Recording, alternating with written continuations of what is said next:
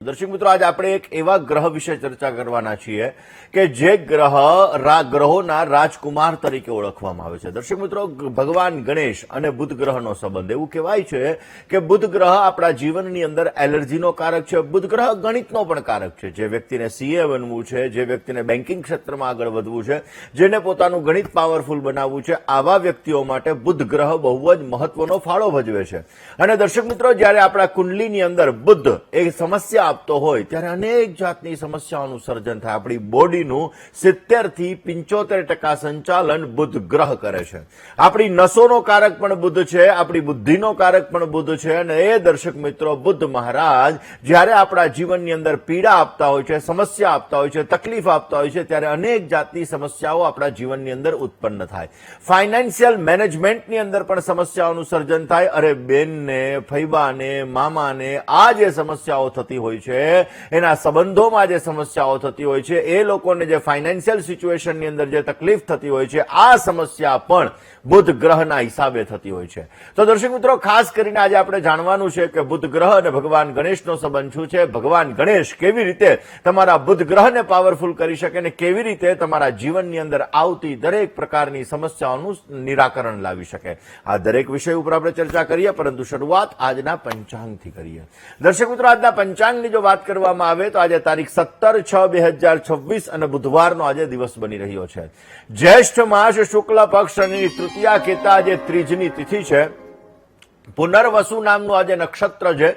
ધ્રુવ નામનો આજે યોગ છે. તૈતિલ નામનું કરણ છે, જે સવારે 11:11 સુધી રહેશે અને ત્યારબાદ ગર નામના કરણનો પ્રારંભ થશે. 12 રાશિઓનું ભવિષ્ય કથન, જેના આધાર ઉપર કહેવામાં આવશે એવું ચંદ્રમાનું ભ્રમણ. આજે સવારે મિથુન રાશિની અંદર ચંદ્રમાનું ભ્રમણ રહેશે, જે 8:12 સુધી રહેશે અને ત્યારબાદ જે બાળકોનો જન્મ થશે તેમની રાશિ કર્ક રહેશે, જેના અક્ષર ક, છ અને ઘ રહેશે. તો આજે જન્મનાર બાળકોનું ભવિષ્ય સુંદર, સુખમય, આનંદમય, હર્ષમય, લાભમય રીએ એવી શુભકામના સાથે જય ગણેશ. દર્શક મિત્રો, વાત આજે આપણે ખાસ કરીને કરી રહ્યા છીએ બુદ્ધ મહારાજની. દર્શક મિત્રો, એવું કહેવાય છે કે ભગવાન ગણેશ એ બુદ્ધિના કારક છે, વિવેકના કારક છે, જ્ઞાનના કારક છે, ગણિતના કારક છે, નિર્ણય શક્તિના કારક છે. એવી જ રીતે બુદ્ધ મહારાજ પણ આપણી બુદ્ધિના કારક ગ્રહ ગણવામાં આવે છે. દર્શક મિત્રો, એવું કહેવાય છે કે જ્યોતિષની અંદર બુદ્ધને પણ વાણીનો કારક, શિક્ષણનો કારક, વેપારનો કારક, હિસાબનો કારક, કોમ્યુનિકેશનનો કારક અને તર્ક શક્તિનો કારક ગ્રહ ગણવામાં આવે છે.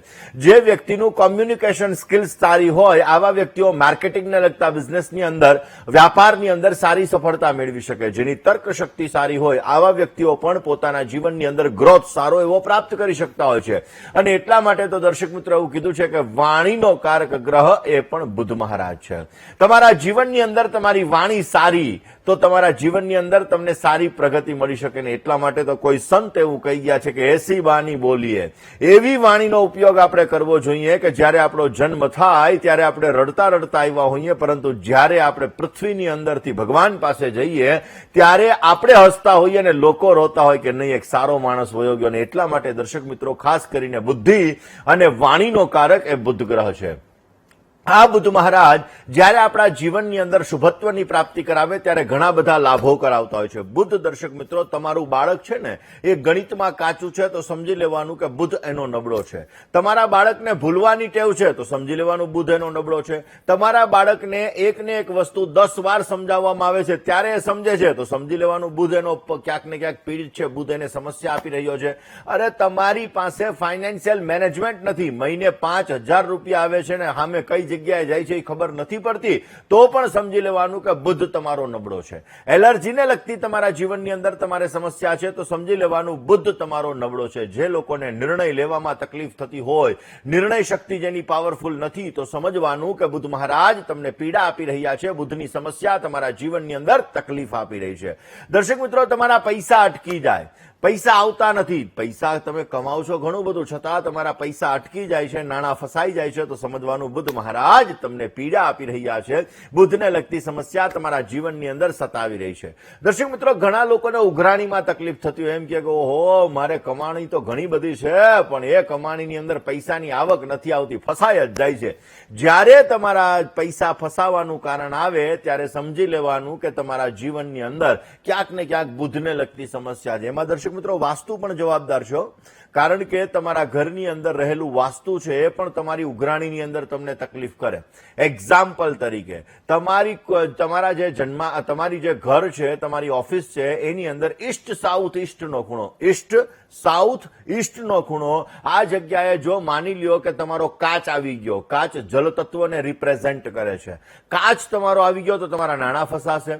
માની લો કે એ જગ્યાએ વોશરૂમ છે તો પણ તમારા પૈસા ફસાશે. એટલા માટે જો એ જગ્યાએ કોઈ પણ પ્રકારનું જલ તત્વ આવી ગયું અથવા તો એ જગ્યાએ વાયુ તત્વ આવી ગયું તો તમારા જીવનની અંદર નાણાં ફસાવાને લગતી સમસ્યાઓનું સર્જન થવાનું જ છે.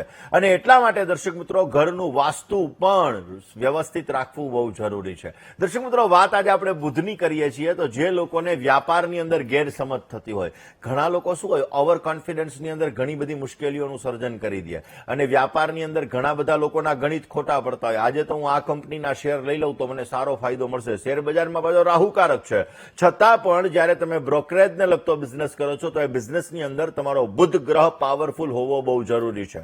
તમે જમીન મકાનને લગતો વ્યવસાય કરતા હોય પણ એમાં બ્રોકરેજને લગતું કામ કરતા હોય તેમાં બુધ અને મંગળ આ બંને ગ્રહોનો ફાળો છે. ને એટલા માટે દર્શક મિત્રો માનસિક ચિંતા તમને વધારે રહેતી હોય, વધુ પડતા તમને વિચારો આવતા હોય તો પણ સમજી લેવાનું કે બુધ તમને પીડા આપે છે, બુધ તમારા જીવનમાં સમસ્યાઓનું સર્જન કરે છે.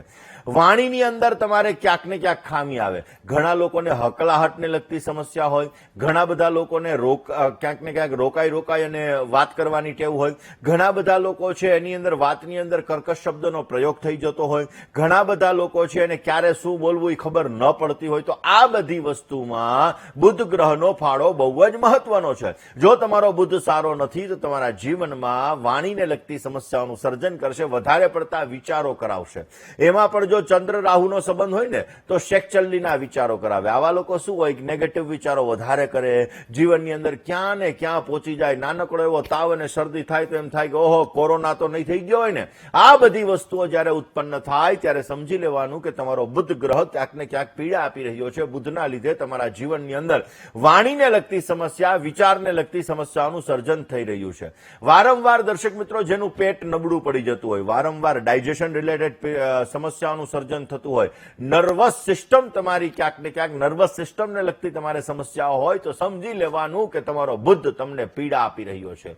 બુધને લગતી તમારા જીવનની અંદર સમસ્યાઓનું સર્જન થઈ રહ્યું છે. આ જ બુધ મહારાજ તમારા જીવનની અંદર તકલીફોનો દોર વધારે પડતો ક્રિએટ કરે છે. એવું કહેવાય છે દર્શક મિત્રો કે જે લોકોમાં નવી નવી વસ્તુઓ શીખવાની ક્ષમતા વધારે હોય તો આવા વ્યક્તિઓનો બુદ્ધ સારો હોય છે. જેની યાદશક્તિ સારી હોય, જેની બુદ્ધિ ક્ષમતા સારી હોય તો આવા લોકોનો બુદ્ધ સારો હોય છે. જે લોકો વેપાર અને વ્યવસાયની અંદર સારી સફળતા મેળવી શકે, પાસે 1 રૂપિયો છે પણ કેવી રીતે લાખ કરવા એ એનામાં આવડત છે તો એની બુદ્ધિ સારી છે. અને આ બુદ્ધિ સારી છે તો એનો બુદ્ધ સારો છે. દર્શક મિત્રો, જેની વાણી મધુર હોય, જે પ્રતિભાશાળી વ્યક્તિ હોય તો આવા વ્યક્તિઓનો બુદ્ધ સારો હોય છે. અને જેવા વ્યક્તિઓની અંદર સારા સંબંધો, કારણ કે તમારા સંબંધો છે ને એ તમારા જીવનની અંદર તમને વ્યવસાયમાં પણ ગ્રોથ કરી શકે. એટલે તમારા સંબંધો સારા છે, તમારા જીવનની અંદર તમારું નેટવર્કિંગ સારું છે તો તમારો બુદ્ધ સારો છે. તમારો જો બુદ્ધ સારો હશે તો તમારું નેટવર્ક ક્ષેત્ર વિશાળ રહેશે. અને એ વિશાળ ક્ષેત્ર તમારી વાણીના લીધે થાય, કારણ કે તમારા સંબંધો બને અને એમાં જો કોઈ તમારી વાણીની અંદર કર્કશ શબ્દોનો પ્રયોગ થાય તો શું થાય? સંબંધો બગડી જાય. પણ જો તમારા સંબંધો સારા છે, તમારું નેટવર્કિંગ સારું છે તો તમારી વાણી સારી છે, તમારી વાણી સારી છે તો તમારો બુદ્ધ ગ્રહ પાવરફુલ છે, બુદ્ધ તમારો સારો છે. દર્શક મિત્રો, જેનામાં ધન કમાવાની સમજ સારી હોય તો સમજી લેવાનું કે આવા વ્યક્તિઓ પણ ક્યાંક ને ક્યાંક એનો બુદ્ધ સારો રહેતો હોય. દર્શક મિત્રો, ઘણા લોકોને સ્કિન રિલેટેડ એલર્જી થતી હોય, ઘણા લોકોને એલર્જીને લગતી સમસ્યાઓનું સર્જન થતું હોય, ઘણા લોકોને નર્વસ સિસ્ટમને લગતી સમસ્યાઓનું પણ સર્જન થતું હોય. તો આ બધી વસ્તુમાં જો બુદ્ધ તમારો ખરાબ છે તો આ બધી સમસ્યાઓનું તમારે સર્જન થવાનું છે. જેનામાં એકાગ્રતાનો અભાવ હોય તો સમજવાનું કે આવા વ્યક્તિઓનો બુદ્ધ ખરાબ છે. હવે દર્શક મિત્રો, વાત બુદ્ધ અને ભગવાન ગણેશની કરીએ. દર્શક મિત્રો, એવું કહેવાય છે કે ભગવાન ગણપતિ એ બુદ્ધિના કારક ગ્રહ છે. દુંદાળા દેવ છે ને એ ભગવાન વિઘ્ન વિનાયક, એ ભગવાન સિદ્ધિ વિનાયક, જેના ઉપર કૃપા દ્રષ્ટિ કરી દે એવા વ્યક્તિઓની દરેક પ્રકારની મનની મનોકામનાઓ પૂર્ણ થાય છે. બુદ્ધિના દાતા છે, રિદ્ધિ સિદ્ધિના દાતા છે, અને એ ભગવાન ગણેશની આરાધના, ભગવાન ગણપતિની પૂજા તમારા જીવનમાં બુદ્ધને લગતી સમસ્યાઓને દૂર કરે. અને એટલા માટે દર્શક મિત્રો, ભગવાન ગણેશને બુદ્ધિના કારક ગ્રહ કીધા, ભગવાન ગણેશને વિવેકના કારક ગ્રહ કીધા, ભગવાન ગણેશને જ્ઞાનના કારક ગ્રહ કીધા. જેને જ્ઞાન જોઈએ છે, જેને બુદ્ધિ જોઈએ છે, જેને વિવેક જોઈએ છે, આવા લોકો જો ભગવાન ગણેશની ઉપાસના કરે તો એના જીવનની અંદર વિશેષ માત્રામાં સફળતા મળી શકે. શું ઉપાય ભગવાન ગણેશના કરવા કે જેથી તમને વિશેષ લાભ મળતો જણાય? દર્શક મિત્રો, આમ તો એવું કહેવાય છે કે 21 દુર્વા જો ભગવાન ગણપતિને અર્પણ કરવામાં આવે તો વિશેષ માત્રામાં તમારા જીવનની અંદર તમને સારો લાભ મળી શકે. દર બુધવારના દિવસે ભગવાન ગણેશને 21 દુર્વા તમે અર્પણ કરો અથવા 108 દુર્વા અર્પણ કરો. દુર્વા અર્પણ કરતા સમયે ઓમ ગંગ ગણપતયે નમઃ આ મંત્રના તમે વિશેષ જપ કરો. વિશેષ માત્રામાં તમારું બાળક ગણિતમાં કાચું હશે, તમારા બાળકને ભૂલવાની ટેવ હશે, તમારું બાળક છે એને એલર્જીને લગતી સમસ્યા હશે, તો આ ઉપાય કરવાથી તમને બેટર રિઝલ્ટ મળશે. એના સિવાય દર્શક મિત્રો, લીલા રંગનો ઉપયોગ અથવા લીલી વસ્તુનું દાન કરવાથી પણ તમને સારો લાભ મળી શકે. બુધ ગ્રહ માટે એવું કહેવાય છે કે ઓમ નમસ્તે ગણપતયે ત્વમેવ પ્રત્યક્ષં તત્વમસી ત્વમેવ કેવલમ કર્તાસી, એટલે ભગવાન ગણપતિનો અથર્વ શીર્ષ આવશે, ગણેશ અથર્વ શીર્ષ. આ જો ગણેશ અથર્વ શીર્ષનો પાઠ રોજને માટે કરવામાં આવે તો પણ તમારા જીવનમાં બુધને લગતી સમસ્યા દૂર થાય, બુધ તમને બેટર રિઝલ્ટ આપી શકે. ગાય માતાને ઘાસ અર્પણ કરવાથી પણ બુધને લગતી સમસ્યામાં તમને રાહત મળી શકે છે. વાત દર્શક મિત્રો આજે ગણેશ ભગવાન અને બુધ મહારાજની કરીએ છીએ. ભગવાન ગણપતિના બીજા કયા ઉપાયો છે કે જે તમારા બાળકને બુદ્ધિ ક્ષમતાની અંદર સારો લાભ અપાવી શકે, અભ્યાસના ક્ષેત્રની અંદર સારી સફળતા અપાવી શકે અને એના જીવનની અંદર સારી પ્રગતિ લાવી શકે? આ